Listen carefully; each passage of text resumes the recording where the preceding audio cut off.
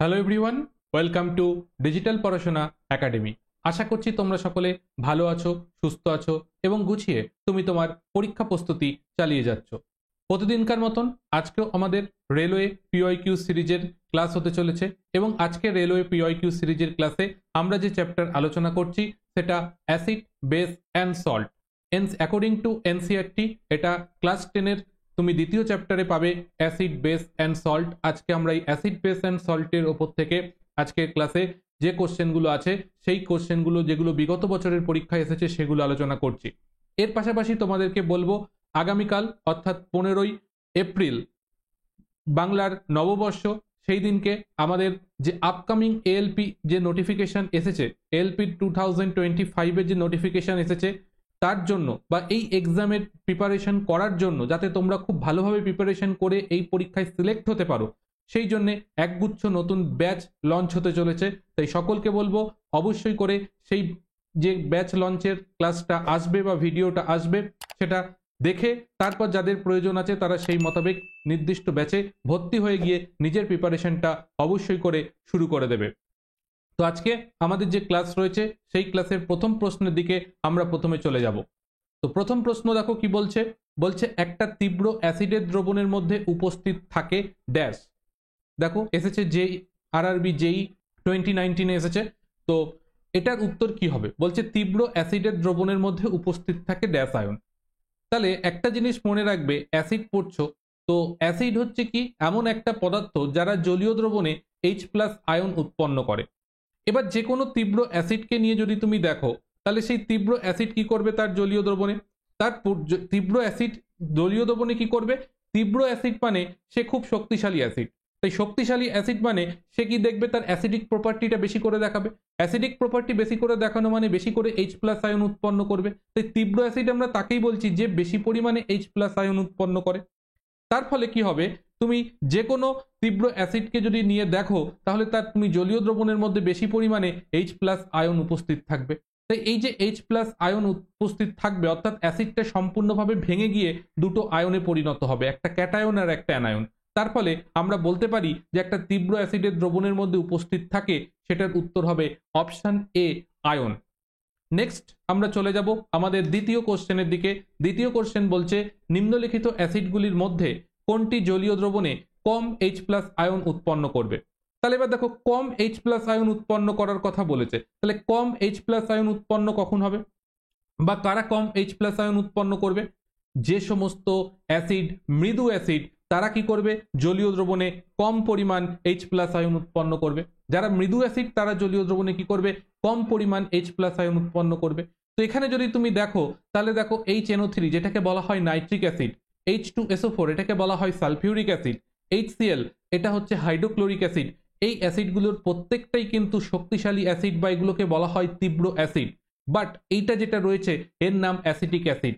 Acetic acid হচ্ছে কি একটা মৃদু অ্যাসিড। অ্যাসিটিক অ্যাসিড কি একটা মৃদু অ্যাসিড। এই অ্যাসিডটা যখন জলীয় দ্রবণে ভাঙবে তখন কি হয়? CH3COOH, এখানে একটা রিভার্সিবল বিক্রিয়া হয়, সামনের দিকেও হয় পেছনের দিকেও যেতে পারে। ঠিক আছে, এটা জলীয় দ্রবণ নিচ্ছি তাই জন্য এখানে জল দিয়ে দিলাম H2O। জলীয় দ্রবণে ভেঙে গিয়ে কি উৎপন্ন করে? উৎপন্ন করে H3COO- উৎপন্ন করে, প্লাস তার সঙ্গে যেটা উৎপন্ন করে সেটা হচ্ছে H+ আয়ন উৎপন্ন করে। ঠিক আছে, যদিও ওটা H3O+ আয়ন বা H+ আয়ন উৎপন্ন করে। এই যে H+ আয়ন উৎপন্ন করলো এর পরিমাণটা কম হয় এই কারণের জন্য, কারণ এটা যেমন সামনের দিকে এটা হয়, অ্যাসিটিক অ্যাসিড ভেঙে গিয়ে এটা উৎপন্ন করতে পারে, আবার একই সঙ্গে এই অ্যাসিটেট আয়ন এবং H+ আয়ন যুক্ত হয়ে আবার অ্যাসিটিক অ্যাসিড পুনরায় তৈরি করতে পারে। অর্থাৎ সামনের বিক্রিয়াটাও হতে পারে, ব্যাকওয়ার্ড বিক্রিয়াটাও হতে পারে। তাই ফাইনালি তুমি দ্রবণের মধ্যে কম পরিমাণ H+ আয়ন পাবে। তাই যেগুলো তোমার মৃদু অ্যাসিড তাদের জলীয় দ্রবণে H+ আয়ন কম থাকে, তাই জন্য কি এরা কম শক্তিশালী অ্যাসিড, তাই জন্য এদেরকে বলা হয় মৃদু অ্যাসিড। তাই অপশন বি আমাদের এক্ষেত্রে কারেক্ট অ্যান্সার হয়ে যাচ্ছে। নেক্সট আমরা চলে যাব 3 নম্বর কোশ্চেন। বলছে তীব্র অ্যাসিড সম্পর্কে নিম্নলিখিত বাক্যগুলির মধ্যে কোনটি সঠিক নয়? তীব্র অ্যাসিড সম্পর্কে বলছে সমস্ত খনিজ অ্যাসিড হলো তীব্র অ্যাসিড। তো একদম ঠিক কথা বলছে, যত খনিজ অ্যাসিড আছে সেগুলো সবকটাই হচ্ছে কি তীব্র অ্যাসিড হয়ে থাকে।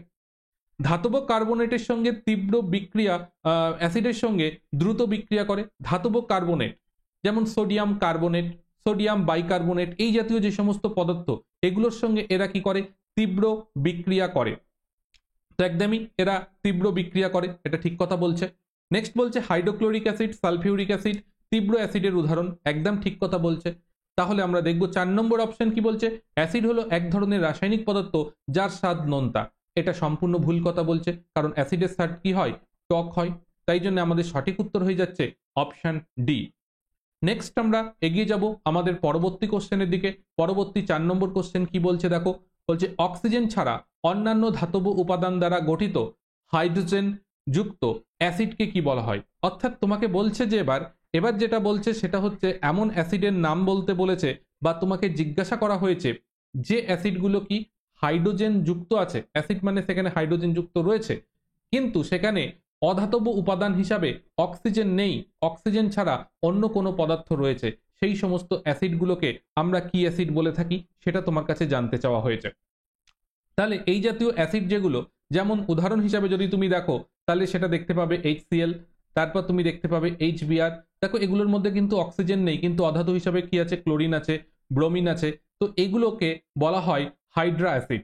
এই ধরনের অ্যাসিডগুলোকে বলা হয় হাইড্রা অ্যাসিড। তাই অপশন সি আমাদের কারেক্ট অ্যান্সার হবে। এই জাতীয় অ্যাসিডগুলোকে আমরা বলে থাকি হাইড্রা অ্যাসিড। নেক্সট আমরা চলে যাব 5 নম্বর কোশ্চেন। বলছে মিউরিয়েটিক অ্যাসিড বিজ্ঞানসম্মত কি নামে পরিচিত? মিউরিয়েটিক অ্যাসিড বিজ্ঞানসম্মতভাবে পরিচিত কি নামে? তো মিউরিয়েটিক অ্যাসিড সেটা হচ্ছে হাইড্রোক্লোরিক অ্যাসিড নামে পরিচিত। হাইড্রোক্লোরিক অ্যাসিড নামে পরিচিত, যেটার সংকেত হচ্ছে HCl। এটা হচ্ছে হাইড্রোক্লোরিক অ্যাসিড, যেটার নাম হচ্ছে মিউরিয়েটিক অ্যাসিড। এখানে তোমাদেরকে একটা HW হিসাবে প্রশ্ন দিচ্ছি, যেটার উত্তর তোমরা করবে এইভাবে, লিখবে 5 দিয়ে তারপর নামটা লিখবে। সেটা হচ্ছে এই যে সালফিউরিক অ্যাসিড রয়েছে, এই সালফিউরিক অ্যাসিডের কমন নাম কি? অর্থাৎ সালফিউরিক অ্যাসিডকে আমরা আরেকটা যে নামে চিনি বা আরেকটা যে নামে পরিচিত সালফিউরিক অ্যাসিড, সেটা কি? সেটা তোমার কাছে প্রশ্ন থাকলো। আশা করছি সকলে উত্তর করে আমাকে জানাবে। নেক্সট আমরা চলে যাচ্ছি 6 নম্বর কোশ্চেন। বলছে একটা গাঢ় অ্যাসিডকে লঘু অ্যাসিডে পরিণত করার জন্য আমাদের কোনটি করা উচিত? প্রশ্নটা এসেছে আরআরবি এনটিপিসি 2021-এ। তাহলে আমরা দেখে নিই কি করব। যে একটা গাঢ় অ্যাসিড আছে, তোমার কাছে একটা কনসেন্ট্রেট অ্যাসিড দিয়েছে, সেটাকে লঘু করতে হবে। তাহলে একটা অ্যাসিডকে লঘু করতে গেলে কি করতে হবে? তার মধ্যে জল মেশাতে হবে, তাহলেই তোমার সেটা লঘু হবে। এবার এই যে লঘু করার প্রক্রিয়াটা, এটার সময় কি করবে? তুমি অ্যাসিডের মধ্যে জল ঢালবে নাকি জলের মধ্যে অ্যাসিড ঢালবে, সেটা হচ্ছে গুরুত্বপূর্ণ। এবার আমরা সাধারণত কোনো কিছুকে গাঢ় সলিউশনকে লঘু করার জন্য সাধারণত কি করি? যে গাঢ় সলিউশনের মধ্যে জল ঢেলে দিয়ে সেটাকে লঘু করি। কিন্তু এই ক্ষেত্রে আমরা সেটা করতে পারবো না। অ্যাসিডের মধ্যে যদি আমরা জল ঢেলে দিই, তাহলে এটা একটা হাইলি এক্সোথার্মিক রিয়াকশন হয়। অর্থাৎ এই বিক্রিয়ার ফলে প্রচুর পরিমাণে তাপ উৎপন্ন হয়, এবং এত পরিমাণ তাপ উৎপন্ন হবে, তার ফলে কি হবে? ওই অ্যাসিডের কন্টেনারটা ফেটে যেতে পারে, বিস্ফোরণ ঘটতে পারে। তো সেই কারণের জন্য আমরা এটা করতে পারবো না। তাহলে আমাদের সঠিক পদ্ধতি কি হবে? সঠিক পদ্ধতি হবে এই অল্প পরিমাণ অ্যাসিডকে এই জলের মধ্যে দিতে হবে। দেওয়ার পর এই জল যে পাত্রে রয়েছে এর মধ্যে অল্প পরিমাণ অ্যাসিড দিয়ে পাত্রকে প্রচুর পরিমাণে সেক করতে হবে। যার ফলে কি হবে? ওই অ্যাসিড জলের সংস্পর্শে গিয়ে যেই এক্সোথার্মিক রিয়াকশন করে তাপ উৎপন্ন করবে, সঙ্গে সঙ্গে কি হবে? ঝাঁকানোর ফলে সেই অ্যাসিডেরটা পুরো জলের মধ্যে মিশে যাবে, এবং তাপটা সমগ্র জলের মধ্যে মিশে যাবে। তার ফলে বেশি পরিমাণে তাপ উৎপন্ন হতে পারবে না। এই জন্যে আমরা যখন কোনো অ্যাসিডকে লঘু অ্যাসিডে পরিণত করব, তখন জলের মধ্যে অ্যাসিডকে মেশাতে হয়। তাহলে আমাদের এখানে সঠিক উত্তর কি হয়ে যাবে?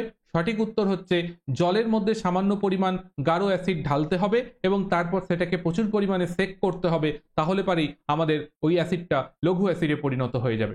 নেক্সট আমরা এগিয়ে যাব আমাদের 7 নম্বর কোশ্চেনের দিকে। নিম্নলিখিত অক্সাইডগুলির মধ্যে কোনটি আম্লিক নয়? তাহলে এবার তোমাকে যেটা বের করতে বলেছে সেটা হচ্ছে কোনটি আম্লিক অক্সাইড নয়, সেই জিনিসটাকে খুঁজে বের করতে হবে। তাহলে এবার এখানে বলো যে অক্সাইডগুলো দেওয়া আছে তার মধ্যে কোনটি আম্লিক অক্সাইড নয়। তো এখানে দেখো আমরা যে সমস্ত অক্সাইডগুলো দেখতে পাচ্ছি, তার মধ্যে যদি তুমি দেখো যে আমরা যদি দেখি, তাহলে আমরা দেখব SO2, তারপরে হচ্ছে তোমার CO2, তারপর হচ্ছে NO2, তারপর হচ্ছে SO3। এগুলো প্রত্যেকটাই হচ্ছে আম্লিক অক্সাইড। এগুলোর প্রত্যেকটাকে আমরা বলে থাকি আম্লিক অক্সাইড। যদি বলা হয় বেসিক অক্সাইড কোনগুলো, তাহলে বেসিক অক্সাইডের মধ্যে যদি তুমি দেখো, তাহলে সেগুলো হচ্ছে Na2O, তারপর হচ্ছে MgO, তারপর হচ্ছে MgO, এগুলো হচ্ছে তোমার সব হচ্ছে বেসিক অক্সাইড। এগুলো হচ্ছে কি তোমার, এগুলো হচ্ছে সব তোমার বেসিক অক্সাইড। এবার কিছু অক্সাইড আছে যেগুলোকে বলা হয় উভধর্মী অক্সাইড বা অ্যাম্ফোটেরিক অক্সাইড। তার মধ্যে উদাহরণ হচ্ছে ZnO, তারপর হচ্ছে Al2O3, এগুলোকে বলা হয় অ্যাম্ফোটেরিক অক্সাইড বা উভধর্মী অক্সাইড। আর কিছু আছে নিউট্রাল অক্সাইড। নিউট্রাল অক্সাইডের মধ্যে রয়েছে কার্বন মনোক্সাইড CO, তারপর হচ্ছে NO, ঠিক আছে, তারপর হচ্ছে N2O, এগুলো হচ্ছে সব প্রোসোমো অক্সাইড। ঠিক আছে, প্রোসোমো অক্সাইড বা নিউট্রাল অক্সাইড। তো এইগুলো প্রত্যেকটা মুখস্থ করে নেবে এবং মনে রাখবে কোনটা কোন ধরনের অক্সাইড। ডিটেলসে ক্লাস করানো আছে, যাদের প্রয়োজন আছে সেখান থেকে দেখে নেবে। তাহলে এখানে আমরা দেখতে পেলাম এইগুলো প্রত্যেকটাই হচ্ছে আম্লিক অক্সাইড। তাহলে এখানে পড়ে রইল অপশন এ কার্বন মনোক্সাইড, সেটা একটা নিউট্রাল অক্সাইড, তাই জন্য অপশন এ আমাদের এক্ষেত্রে কারেক্ট অ্যান্সার হয়ে যাবে। নেক্সট বলছে অ্যাকোয়ারিজিয়া গাঢ় নাইট্রিক অ্যাসিড ও গাঢ় হাইড্রোক্লোরিক অ্যাসিডের ড্যাশ অনুপাতের মিশ্রণ। এই অ্যাকোয়ারিজিয়া একটা এমন সাবস্টেন্স, বিভিন্ন নোবেল ধাতু যেগুলো রয়েছে, বিশেষ করে মনে করো সোনা, প্ল্যাটিনিয়াম, এই সমস্ত যে ধাতুগুলো আছে, এগুলোকে যদি কোনো কারণে কোনো দ্রবণ তৈরি করতে হয় বা এগুলোকে যদি গলাতে লাগে, সেই কারণে সাধারণত কোনো অ্যাসিড দিয়ে এগুলোকে কি করা যায়, দ্রবীভূত করা যায় না। তো এইগুলোকে দ্রবীভূত করার জন্য একটা সলিউশন তৈরি করা হয়েছে যেটার নাম হচ্ছে অ্যাকোয়ারিজিয়া। এই অ্যাকোয়ারিজিয়া তৈরি করার জন্য কি করতে লাগে, গাঢ় HNO3, গাঢ় HNO3 এটা নিতে হবে, কি গাঢ় নিতে হবে, এবং তার সঙ্গে কি নিতে হবে, তার সঙ্গে নিতে হবে গাঢ় হাইড্রোক্লোরিক অ্যাসিড। এই দুটো জিনিসকে নিতে হবে।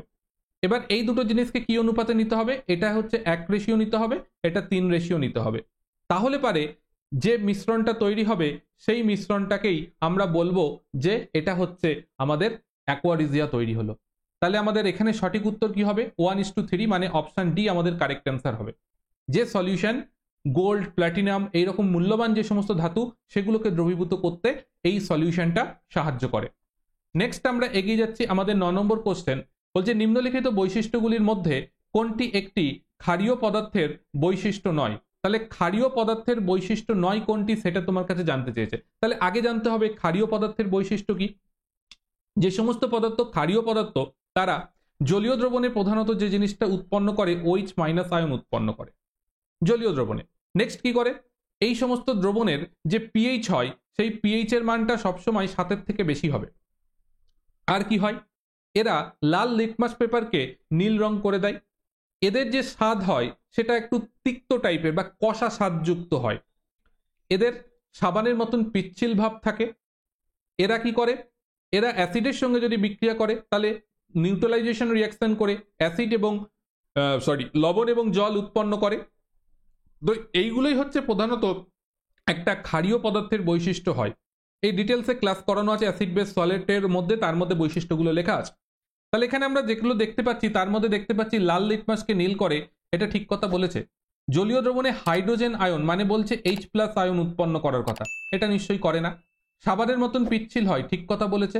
এদের জলীয় দ্রবণের পিএইচ 7-এর থেকে বেশি হয়, ঠিক কথা বলেছে। তাহলে এটা ভুল আছে, তার মানে আমাদের উত্তর হচ্ছে অপশন বি, এটা আমাদের এক্ষেত্রে কারেক্ট অ্যান্সার হয়ে যাবে। নেক্সট আমরা চলে যাচ্ছি 10 নম্বর প্রশ্ন। বলছে নিম্নলিখিত পদার্থগুলির মধ্যে কোনটি ক্ষারক নয়। কোনটি ক্ষারক নয়, অর্থাৎ এখানে যে পদার্থগুলো দিয়েছে তার মধ্যে ক্ষারক নয়, অর্থাৎ যে পদার্থগুলো জলীয় দ্রবণে OH- আয়ন উৎপন্ন করে সেগুলোকেই আমরা বেস বলে থাকি।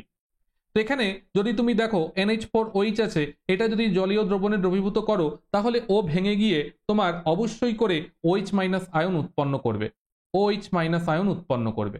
এখানে NaOH আছে, জলীয় দ্রবণে ভেঙে গিয়ে OH- আয়ন উৎপন্ন করবে। KOH আছে, জলীয় দ্রবণে ভেঙে গিয়ে OH- আয়ন উৎপন্ন করবে। কিন্তু কিন্তু কি আছে, কিন্তুটা কোথায়, কিন্তু তুমি যেটা দেখছো C2H5OH, স্যার এটাও তো OH আছে, এও তো ভেঙে গিয়ে তাহলে OH উৎপন্ন করবে না। এটা হচ্ছে একটা জৈব যৌগ, এটা হচ্ছে একটা অ্যালকোহল যেটার নাম হচ্ছে ইথানল। এখানে OH গ্রুপটা কি নির্দেশ করে, অ্যালকোহলিক সাবস্টেন্স বা অ্যালকোহলিক ফাংশনাল গ্রুপ হিসাবে OH গ্রুপ থাকে। তাহলে এটা কি, এটা একটা জৈব যৌগ যেটার নাম হচ্ছে ইথানল বা ইথানল বা ইথাইল অ্যালকোহল এটাকে বলা হয়। আর বাকি যেগুলো রয়েছে সেগুলো প্রত্যেকটাই ক্ষার। তাই জন্য আমাদের সঠিক উত্তর হয়ে যাচ্ছে অপশন বি, এটা আমাদের এক্ষেত্রে কারেক্ট উত্তর হয়ে যাবে। তো যারা রেলওয়ে এক্সামের প্রিপারেশন করছো এবং নিজের প্রিপারেশনটা সম্পূর্ণ বাংলা ভাষায়, তোমার মাতৃভাষায় করতে চাইছো, তাদের জন্য বলবো অবশ্যই করে আমাদের অ্যাপ্লিকেশন গুগল প্লে স্টোর থেকে ডিজিটাল পড়াশোনা একাডেমিটাকে ইনস্টল করে রাখো। এখানে তুমি বিভিন্ন যে সমস্ত সাবজেক্ট ওয়াইজ ক্লাসগুলো রয়েছে, জেনারেল সায়েন্স, ম্যাথ, রিজনিং এর উপর, সেই ক্লাসগুলোকে সুন্দরভাবে করানো আছে।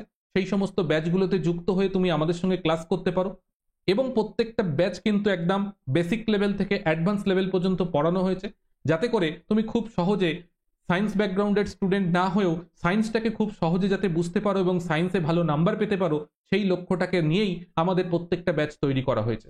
এছাড়া বিভিন্ন mock test free of cost যেগুলো দেওয়া হয়, সেগুলো যারা অ্যাক্সেস করতে চাও তারা অবশ্যই আমাদের সঙ্গে এই অ্যাপ্লিকেশনটা ইনস্টল করার মাধ্যমে যুক্ত থাকতে পারো। এছাড়া আমাদের এই সমস্ত ব্যাচগুলোতে কিন্তু ভর্তি প্রক্রিয়া চলছে, তো যাদের প্রয়োজন আছে তারা এই সমস্ত ব্যাচগুলোতে ভর্তি হতে পারো। এই সমস্ত ব্যাচের ডেমো ক্লাস, ডেমো পিডিএফ সমস্ত কিছু কিন্তু আমাদের অ্যাপ্লিকেশনে দেওয়া আছে, সেখান থেকে গিয়ে তোমরা সমস্ত কিছুকে দেখে নিতে পারো এবং এই বিষয় সম্বন্ধে জেনে নিতে পারো। এবং যদি কোনো অসুবিধা থাকে, জানার থাকে, তাহলে আমাদের যে হোয়াটসঅ্যাপ নাম্বার রয়েছে, এই যে দেখে নাও এই হোয়াটসঅ্যাপ নাম্বার, এই নাম্বারে হোয়াটসঅ্যাপ করে তুমি কিন্তু তোমার যাবতীয় এনকোয়ারিজ থাকলে সেগুলোকে কিন্তু জেনে নিতে পারো। নেক্সট আমরা চলে যাচ্ছি 11 নম্বর প্রশ্নে। কি বলছে? একটা ক্ষারক সর্বজনীন নির্দেশকের বর্ণ ড্যাশ বর্ণে পরিণত করে। তাহলে ক্ষার জাতীয় পদার্থ কি করে? আমরা একটা জিনিস মনে রাখবো, অ্যালকালি করে কালি, অ্যাসিড করে লাল। তাহলে অ্যালকালি মানে হচ্ছে ক্ষারক বা ক্ষারক। এরা কি করছে?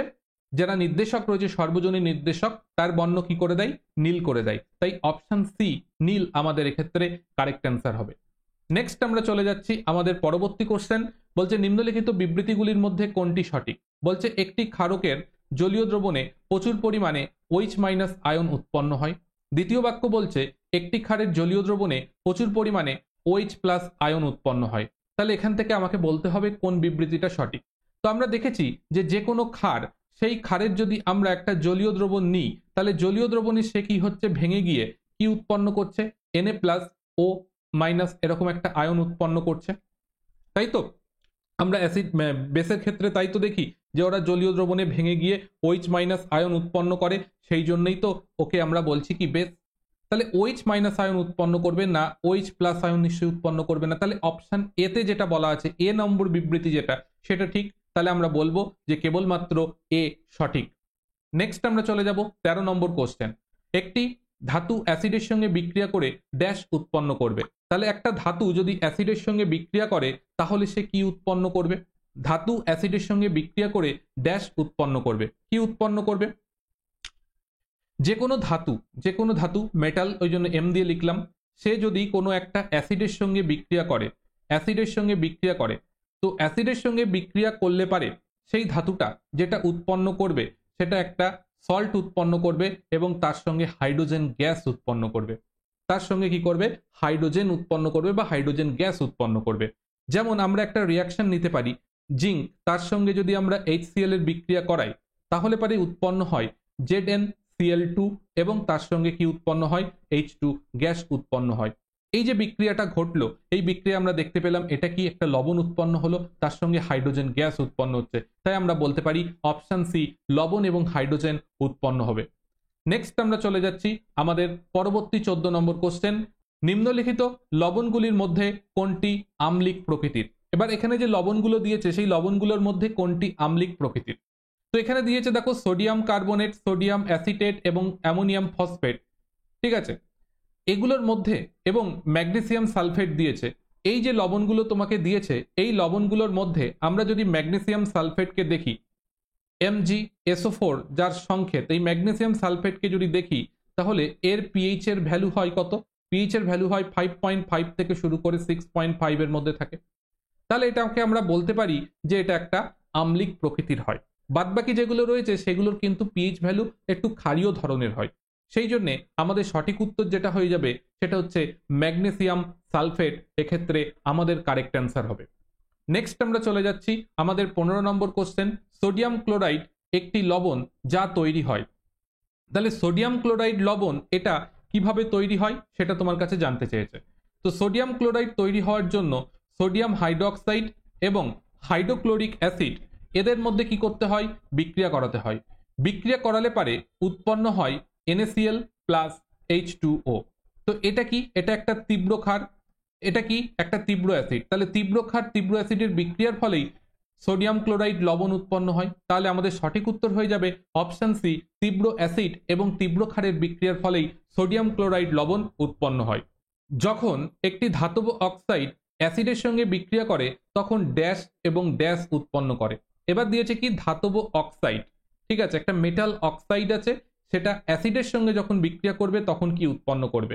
ঠিক আছে, আমরা একটা এক্সাম্পল হিসাবে যদি নিই, তাহলে এক্সাম্পল হিসাবে ধরো নিচ্ছি, ঠিক আছে, CuO, এটা একটা ধাতব অক্সাইড, এর সঙ্গে আমরা কার বিক্রিয়া করাচ্ছি, এর সঙ্গে আমরা কপার অক্সাইড নিচ্ছি, তার সঙ্গে একটা অ্যাসিড নিচ্ছি H2SO4 অর্থাৎ সালফিউরিক অ্যাসিড, তার বিক্রিয়া করাচ্ছি।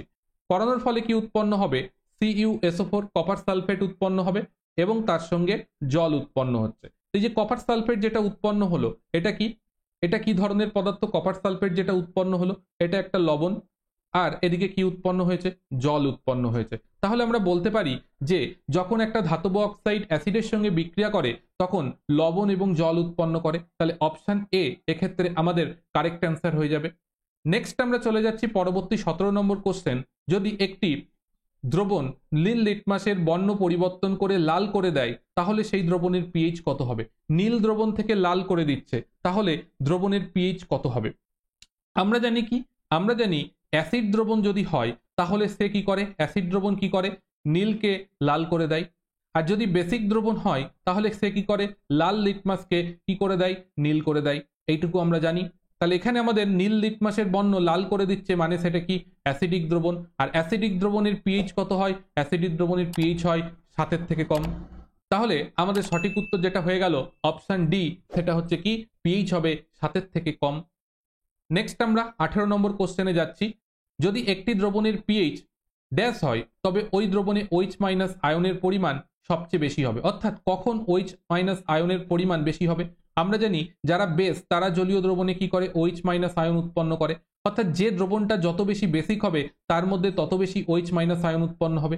এবার বেস আমরা কি করে বুঝবো, যে আমরা জানি পিএইচ যদি 7-এর থেকে বেশি হয় তাহলে সেগুলোকে বেস বলা হয়।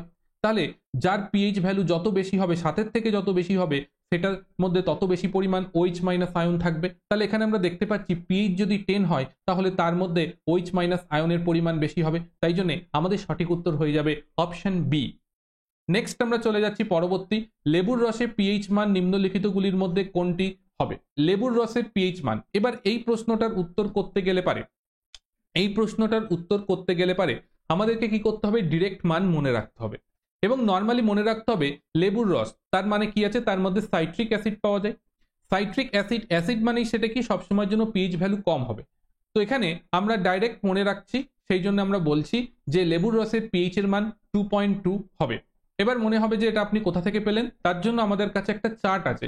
এই চার্টটা আমাদের দেখবে যে ক্লাস পড়ানো হয়েছে অ্যাসিড বেস সল্ট, তার মধ্যে দেওয়া আছে। এই চার্টটাকে মুখস্থ রাখতে হবে, কারণ এরকম ডাইরেক্ট কোশ্চেন পরীক্ষায় জিজ্ঞাসা করে। এখানে সমস্ত ধরনের যেগুলো বেশি বারবার জিজ্ঞাসা করেছে বিভিন্ন পরীক্ষায় সেইগুলোকেই দেওয়া আছে। তো এইটুকুকে কষ্ট করে হলেও মুখস্থ করে নিতে হবে, তাহলে পারেই উত্তর হয়ে যাবে। এখানে দেখে নাও লেবুর রসের হচ্ছে 2.2 থেকে 2.4 এর মধ্যে ওর অ্যাসিডিটি হয় বা ওর পিএইচ এর মাত্রা হয়। নেক্সট আমরা চলে যাব 20 নম্বর কোশ্চেন। বলছে নিম্নলিখিতগুলির মধ্যে কোনটি থেকে লিটমাস দ্রবণ তৈরি করা হয়। তাহলে লিটমাস দ্রবণ তৈরি করা হয় কোন জিনিসটা থেকে, সেটা তোমার কাছে জানতে চাওয়া হয়েছে। তো লিটমাস এটা তৈরি করা হয়, এটাকে বলতে পারো প্রাকৃতিকভাবেই আমরা পেয়ে থাকি। তো প্রাকৃতিকভাবে কি করে পাই আমরা জানি। তো লাইকেন এক প্রকার কি, বায়োফাইটা উদ্ভিদ, ঠিক আছে, বায়োফাইটা পরিবারের একজন সদস্য। এই লাইকেন থেকে বা লাইকেনের এক্সট্রাক্ট থেকে আমরা যে রঞ্জক পদার্থটা পাই সেটার নামই হচ্ছে লিটমাস। তাহলে লিটমাস কোথা থেকে পাওয়া যায়, সেটা হচ্ছে অপশন সি, লাইকেন, সেখান থেকে কিন্তু আমরা এটা পেয়ে থাকি। তো এইভাবে কিন্তু আমাদের অ্যাসিড বেস সল্টের আরো অনেক কোশ্চেন আছে, যেগুলো তার মধ্যে ইম্পর্টেন্ট সেরকম 20খানা কোশ্চেন দিলাম। এবং কোশ্চেনের পরিমাণ বাড়ানো তখনই সম্ভব হবে, আবারও বলছি, যদি তোমরা ঠিক মতন ক্লাস কন্টিনিউ করো। কারণ ম্যাক্সিমাম স্টুডেন্ট তো ক্লাস করো না, তারপর যে কজন স্টুডেন্ট করো তাদের মধ্যে কেউ লাইক করো না ক্লাসে। তাই তোমাদের কতটা ক্লাস করার প্রতি ইন্টারেস্ট আছে আমি জানি না। তাই আমার ক্লাস করানোর কথা আমি স্টুডেন্টদের বলেছি যে ক্লাস করাবো, সেই জন্য আমি চেষ্টা করছি যেটুকু সম্ভব সেটুকু দিয়ে ক্লাস করানোর। এর থেকে বেশি যদি তোমাদের প্রয়োজন হয়, কোশ্চেনের দরকার হয়, তাহলে তোমাদেরকে যে কাজগুলো করার কথা বলা হয়েছে সেই কাজগুলোকে একটু কষ্ট করে করতে হবে। তবে তোমরা যদি কষ্ট করো, আমিও কষ্ট করে জিনিসগুলো তৈরি করব, একটা ভালো প্রিপারেশন, ভালো একটা জিনিস তৈরি করতে পারবো। ঠিক আছে, তো যাই হোক, আমাদের আজকের ক্লাসে এই 20টা কোশ্চেন ছিল। এছাড়া তোমাদের বলবো, যারা আমাদের সঙ্গে যুক্ত হয়ে চ্যাপ্টার ওয়াইজ এবং কনসেপচুয়াল ক্লাস করতে চাইছো, তাদের জন্য বলবো, তোমাদের জন্য আমাদের জেনারেল সায়েন্স, ম্যাথামেটিক্স, রিজনিং এর ওপর অলরেডি ক্লাস রয়েছে এবং আগামীকাল থেকে বেশ কিছু নতুন ক্লাস আসতে চলেছে, যেগুলো আপকামিং 2025-এ যে সমস্ত এক্সামগুলো নোটিফিকেশন আসবে পরপর, সেই সমস্ত পরীক্ষার সমস্ত সিলেবাসটাই কমপ্লিট হয়ে যাবে। তাই যাদের প্রয়োজন আছে তারা আমাদের অ্যাপ্লিকেশনে যুক্ত হয়ে যাও, কারণ ওই যে বললাম, যে বোঝে সে খোঁজে, যে খোঁজে সে পায়। এখন বুঝবে, না হলে কদিন বাদে বুঝবে। এখন অনেক স্টুডেন্টের কাছ থেকে আমাদের ফোন আসে যে জানা যায় যে স্যার, আগে যদি আপনার সঙ্গে যুক্ত হতে পারতাম তাহলে এবছর হয়তো টেকনিশিয়ানটা হয়ে যেত, বা এবছর এলপিতে হয়তো CBT 2 দেওয়ার মতন জায়গায় পৌঁছতে পারতাম, কিন্তু যখন জানতে পেরেছি তখন আমাদের অনেক লেট হয়ে গেছে। তো সেইটা যাতে তোমাদের ক্ষেত্রে না হয়, তাই জন্য এখন থেকে বলছি, অবশ্যই করে নিজের প্রিপারেশনটার প্রতি জোর দাও। কারণ আমি বলি, আমার এখানে প্রিপারেশন তুমি একবার ভর্তি হয়ে করবে, সারা জীবন সেই প্রিপারেশনটা দিয়ে তোমার কাজ হয়ে যাবে। সেইভাবে প্রিপারেশনটা করাই আমার তরফ থেকে, কোনো রকম খামতি থাকে না। খামতি যদি তোমার থাকে সেটা আমার কিছু করার নেই।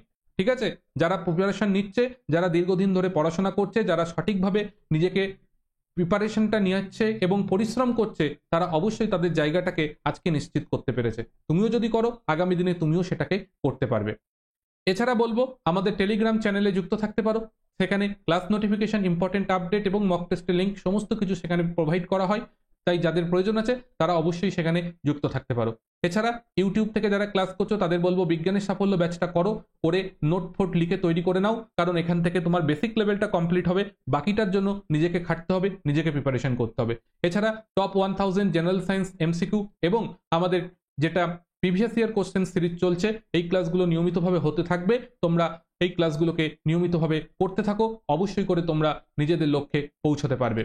এছাড়া প্রতিদিনকার মতন শেষে একটাই কথা বলবো, যারা নতুন এবং ফার্স্ট টাইম ক্লাস করছো তাদেরকে বলবো অবশ্যই করে সাবস্ক্রাইব করে আমাদের সঙ্গে যুক্ত থাকো, কারণ এখানে যদি তুমি যুক্ত থাকো তাহলে ফ্রি অফ কস্ট অন্ততপক্ষে আমি বলতে পারি যে 50-60% তোমার জিনিস কিন্তু কমপ্লিট হয়ে যাবে। এর বাদবাকিটার জন্য নিজেকে পড়াশোনা করতে হবে। যাবতীয় যা গাইডেন্সের প্রয়োজন হয় তার জন্য আমার সঙ্গে যোগাযোগ করো, কোনো সমস্যা থাকলে কমেন্ট করো, সেগুলোর উত্তর দেওয়ার চেষ্টা অবশ্যই করব। এবং অবশ্যই শেষে বলবো, ক্লাসটা যত দেখলে অবশ্যই একটা লাইক করে দিও এবং অবশ্যই করে শেয়ার করো, যাতে তুমি যেভাবে শিখছো এভাবে আরো অনেকে যাতে শিখতে পারে, অনেকের কাছে যাতে আমরা পৌঁছে যেতে পারি। দেখা হবে পরবর্তী ক্লাসে, ততক্ষণ পর্যন্ত সকলে ভালো থাকবে, সুস্থ থাকবে। সকলকে গুড বাই।